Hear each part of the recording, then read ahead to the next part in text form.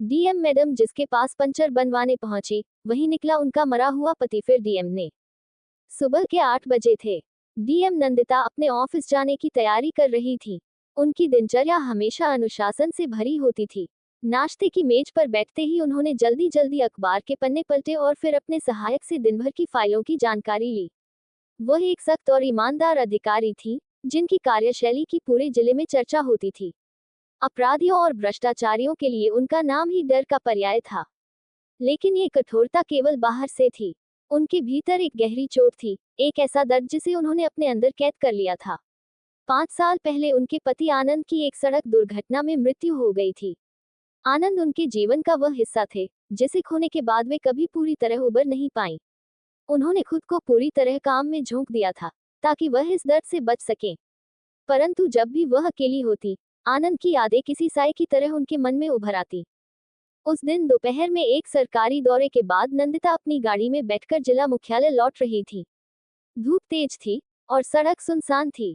Driver गाड़ी तेज गति से चला रहा था, ताकि वे समय पर ऑफिस पहुंच सकें। रास्ते में कहीं कहीं गांव के लोग खेतों में काम कर रहे थे, लेकिन बाकी सड़क लगभग खाली थी। अचानक एक झटके के साथ गाड़ी हिल गई और संतुलन खोने लगी। ड्राइवर ने तुरंत गाड़ी रोकी और नीचे उतर कर देखा। मैडम, टायर पंचर हो गया है, उसने चिंता जताई। नंदिता ने खिड़की से बाहर झांका। आगे एक छोटा सा गांव था और सड़क के किनारे एक पुरानी सी पंचर की दुकान दिख रही थी। वहीं चलकर टायर ठीक करवा लेते हैं, ड्राइवर ने कहा। नंदिता ने सहमति में सिर हिलाया और गाड़ी से नीचे उतर आई। यह उनके लिए बस एक साधारण सी परेशानी थी, लेकिन उन्हें नहीं पता था कि यह छोटी सी घटना उनकी पूरी जिंदगी को बदल देगी। गाड़ी से उतरते ही नंदिता ने चारों तरफ नजर दौड़ाई। दुकान पुरानी और टूटी फूटी थी। चारों ओर टायर बिखरे पड़े थे और एक आदमी बैठकर टायर में हवा भर रहा था। वह दुबला पतला था, उसके कपड़े मैले थे और उसके बाल अस्त व्यस्त थे। उसका चेहरा धूप और मेहनत की वजह से झुलसा हुआ लग रहा था। नंदिता धीरे धीरे उसकी तरफ बढ़ी। जैसे ही उस आदमी ने सिर उठाया और उनकी ओर देखा, नंदिता के पैरों तले जमीन खिसक गई। उनका दिल जोर से धड़कने लगा। वह आदमी, वही आंखें, वही चेहरा, वही नाक नक्श। नहीं, यह नहीं हो सकता, नंदिता ने मन ही मन सोचा।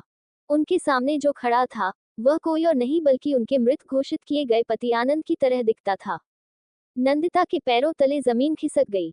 उनका दिल तेजी से धड़कने लगा, जैसे किसी ने बीते समय के पन्नों को अचानक उनके सामने खोल दिया हो। ये कैसे हो सकता है? उनके मन में उथल पुथल मच गई। 5 साल पहले उन्होंने आनंद का अंतिम संस्कार अपनी आंखों से देखा था। उनकी राख उन्होंने गंगा में विसर्जित की थी। फिर यह आदमी यहाँ कैसे? उनका शरीर कांपने लगा। उन्होंने धीरे से कहा, आनंद। उनकी आवाज में एक अजीब सी कंपन थी। लेकिन वह आदमी उलझन में पड़ गया। उसने नंदिता को घूर कर देखा, जैसे पहली बार किसी अजनबी को देख रहा हो। उसकी आंखों में पहचान की कोई हल्की सी भी झलक नहीं थी। मैडम, आप मुझे जानते हैं? वह आदमी आश्चर्य से बोला। उसकी आवाज सुनकर नंदिता को एक झटका लगा। वह आवाज ठीक वैसी ही थी जैसी आनंद की थी, लेकिन उसके चेहरे पर पहचान का कोई भाव नहीं था। नंदिता को अपने कानों पर विश्वास नहीं हुआ। यह मेरा भ्रम नहीं हो सकता, उन्होंने खुद से कहा। उन्होंने झट से अपने बैग से एक पुरानी तस्वीर निकाली, जिसमें वह, आनंद और उनका बेटा साथ में थे। वह तस्वीर उनकी शादी के कुछ ही साल बाद की थी। उनके चेहरे पर वही पुरानी खुशियां झलक रही थी, जो अब कहीं खो चुकी थी। उन्होंने तस्वीर उसकी ओर बढ़ाते हुए कहा, ये तुम हो ना? ये हमारी शादी की तस्वीर है। तुम आनंद हो, मेरे पति। उस आदमी ने तस्वीर को देखा। उसकी आंखों में कोई भाव नहीं थे। वह कुछ देर तक उसे घूरता रहा, फिर धीरे से बोला, मैडम, मुझे कुछ याद नहीं। मेरा नाम तो सुरेश है। मैं तो सालों से यही पंचर बनाने का काम कर रहा हूँ। ये सुनते ही नंदिता का शरीर सुन्न पड़ गया। क्या ये सच में आनंद नहीं था? क्या यह उनका कोई भ्रम था, या फिर कोई ऐसी सच्चाई थी जिसे अभी तक किसी ने नहीं जाना? नंदिता के मन में सवालों की झड़ी लग गई। क्या ऐसा हो सकता है कि आनंद जिंदा हो लेकिन अपनी याददाश्त खो चुका हो? उनका दिमाग तेजी से काम करने लगा। उन्होंने तुरंत अपने मोबाइल से स्थानीय पुलिस स्टेशन में फोन किया और मेडिकल जांच का आदेश दिया। पुलिस आए और उस आदमी को पास के सरकारी अस्पताल ले गई। डॉक्टरों ने कई घंटे जांच की। उन्होंने नंदिता को रिपोर्ट सौंपते हुए कहा, मैडम, इस व्यक्ति को गहरे सिर पर चोट लगी थी। ये संभव है कि इस वजह से इन्हें अमनेशिया हो गया हो, एक ऐसी स्थिति जिसमें इंसान अपनी पुरानी यादें खो देता है। शायद जब ये दुर्घटना का शिकार हुए थे तब किसी ने इन्हें बचाया और यही यहाँ आकर बस गए। नंदिता की आंखों में आंसू आ गए। वह सोच भी नहीं सकती थी कि इतने सालों तक उनका पति कहीं जिंदा था और वह इस बात से अनजान रही। उनके मन में उम्मीद की एक किरण जाग उठी, क्या मैं इन्हें उनकी यादें वापस दिला पाऊंगी। नंदिता ने ठान लिया कि वह अपने पति को उसकी असली पहचान वापस दिलाकर रहेंगी। ये सिर्फ एक पत्नी का प्रेम नहीं था, बल्कि एक इंसान की पहचान लौटाने की जिम्मेदारी थी। उन्होंने धीरे धीरे आनंद या सुरेश को समझाने की कोशिश की। तुम मेरे साथ चलो, तुम्हारी असली जिंदगी वहां है, ये दुकान नहीं। लेकिन आनंद पीछे हट गया। उसकी आंखों में अनिश्चितता थी। मैडम, मैं तो यही ठीक हूँ। मैं किसी को नहीं जानता। मेरे पास याद करने को कुछ भी नहीं है। ये सुनकर नंदिता का दिल टूट गया, लेकिन उन्होंने हार नहीं मानी। उन्होंने निर्णय लिया कि वह जबरदस्ती नहीं करेगी, बल्कि धीरे धीरे उसे उसकी असली पहचान का एहसास दिलाएंगी। नंदिता रोज उसके पास जाने लगी। उन्होंने उसे उसके अतीत की छोटी छोटी बातें बतानी शुरू की। तुम्हें याद है, जब पहली बार हमारी शादी हुई थी तो तुमने मेरी पसंद की चाय बनानी सीखी थी। आनंद ने उसकी बात को सुना, लेकिन कोई प्रतिक्रिया नहीं दी। फिर उन्होंने अपनी शादी की तस्वीरें सामने रखी। एक तस्वीर में आनंद और नंदिता किसी शादी के फेरे ले रहे थे और दूसरी में उनका बेटा उनकी गोद में था। उन्होंने एक कदम और आगे बढ़ाया। उन्होंने अपनी शादी का वीडियो दिखाया। स्क्रीन पर आनंद सुरेश को खुद को हंसते हुए देखकर कुछ सेकंड के लिए एक हल्की सी बेचैनी महसूस हुई।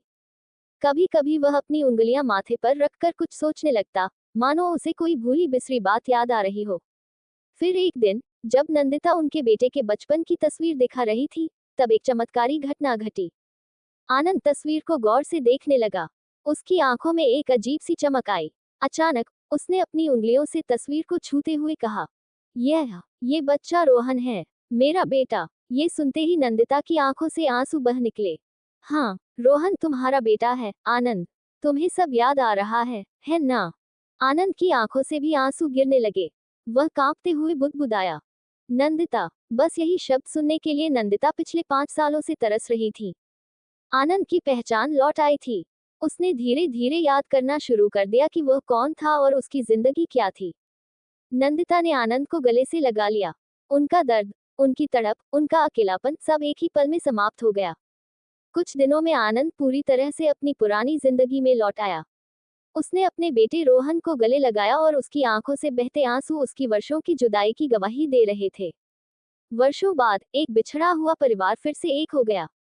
सीख, किस्मत कभी कभी ऐसे चमत्कार कर देती है जिन पर यकीन कर पाना मुश्किल होता है। नंदिता के लिए ये सिर्फ अपने पति को वापस पाने की लड़ाई नहीं थी, बल्कि प्रेम, धैर्य और विश्वास की परीक्षा थी। उन्होंने हालात को स्वीकारने के बजाय संघर्ष किया और अपने पति की खोई हुई पहचान वापस दिलाई। ये कहानी हमें सिखाती है कि सच्चा प्यार कभी खत्म नहीं होता, चाहे वक्त और हालात कितने भी कठिन क्यों न हो। अगर इंसान में हिम्मत और धैर्य हो, तो बिछड़े रिश्ते भी वापस मिल सकते हैं। सच्चा प्रेम समय के साथ खो नहीं जाता, बल्कि सही मौके पर लौट आता है। वीडियो अच्छी लगी हो तो इसे लाइक करें, शेयर करें और हमारे चैनल को सब्सक्राइब करना न भूलें। अगर इस कहानी ने आपके दिल को छू लिया हो, तो हमें कमेंट में जरूर बताएं। आपकी एक प्रतिक्रिया हमें और भी बेहतरीन और भावनात्मक कहानियां बनाने के लिए प्रेरित करती है। हमारी कोशिश है कि हम आपको ऐसी कहानियां सुनाएं, जो न सिर्फ मनोरंजक हों, बल्कि जीवन के गहरे संदेश भी दें। इसलिए, अगर आप ऐसी ही और प्रेरणादायक और दिल छू लेने वाली कहानियां देखना चाहते हैं, तो बेल आइकन दबाकर नोटिफिकेशन ऑन करें, ताकि कोई भी नई कहानियां आप मिस न करें। आपके सपोर्ट से ही हमारा ये सफर आगे बढ़ता है। अपने परिवार और दोस्तों के साथ यह वीडियो जरूर शेयर करें, ताकि यह संदेश और भी लोगों तक पहुंच सके। धन्यवाद।